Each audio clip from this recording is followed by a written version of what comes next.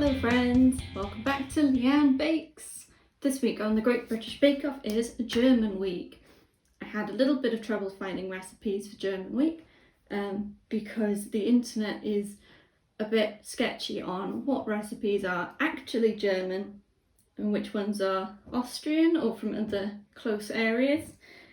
So I've just gone with something that I've always associated with Germany and enjoy. So I'm going with apple strudel, which the recipe I'm taking is from Pies, Tarts and Puddings from Great British Bake Off's Bake It Better series.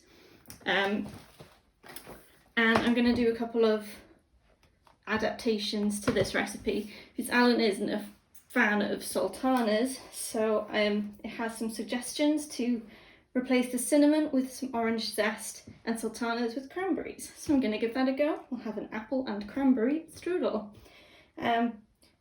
Different sources on the internet said this is either German or Austrian, but I'm trying not to be too fussy because that takes a bit of the fun out of Bake Off. So I apologise to any Germans that I offend by doing a potentially Austrian recipe, but I like it, so I'm making it. So I've got all my ingredients, not as much this time, and the recipe calls for shop-bought phyllo pastry, which I'm using because I don't have the space or the time to actually make my own phyllo pastry. I've never tried it, looked into it once, and it looks like a huge pain, so shop-bought. Great, so I'm going to get to it.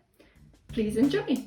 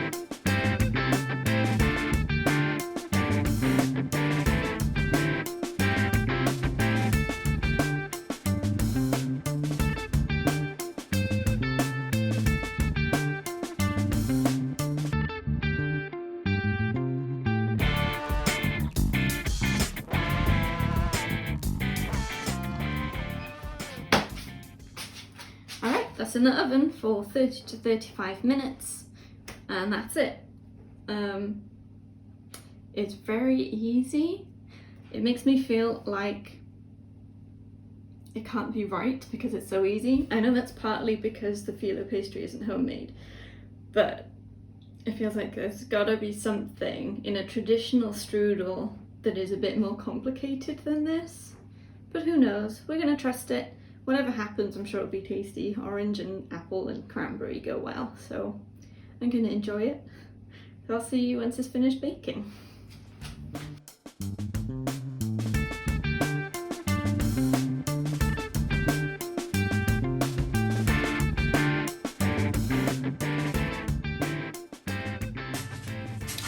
So this needs to cool for 10 minutes, then be transferred to a wire rack to cool completely. I'm gonna do my tasting bit at that point before it cools completely because I'm impatient, but that's fine. Definitely had some leakage of the juices, but that's fine. It just means that the juices are cooking and it looks nice and crispy on the top, pretty shiny as well, so looking forward to cutting into it in about 10 minutes.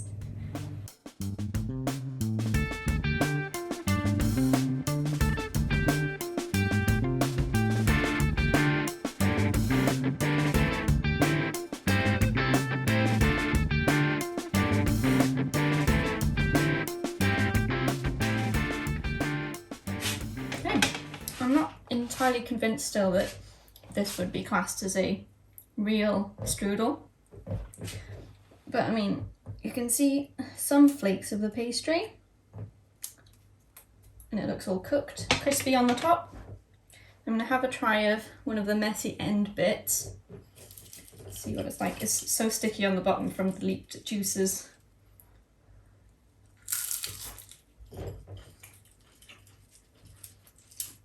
And this would probably be a fork and a spoon job, really. Yep,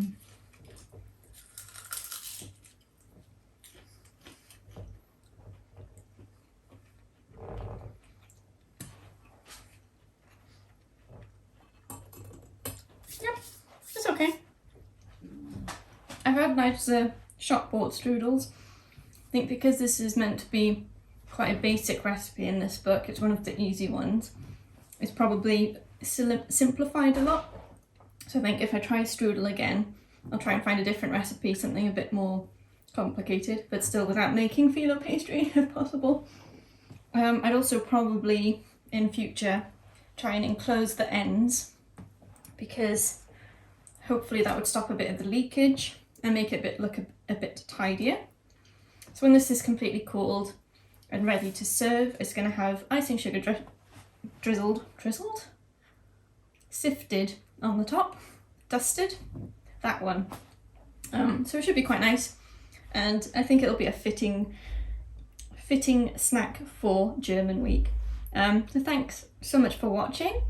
Let me know if you've got any strudel tips, apart from buy it from Lidl, because I might just have to go and buy a strudel just to have a real one.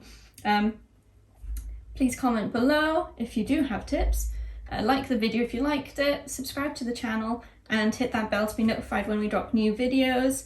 Follow us on socials, our details are in the video description below. And until next time, enjoy Bake Off. Bye!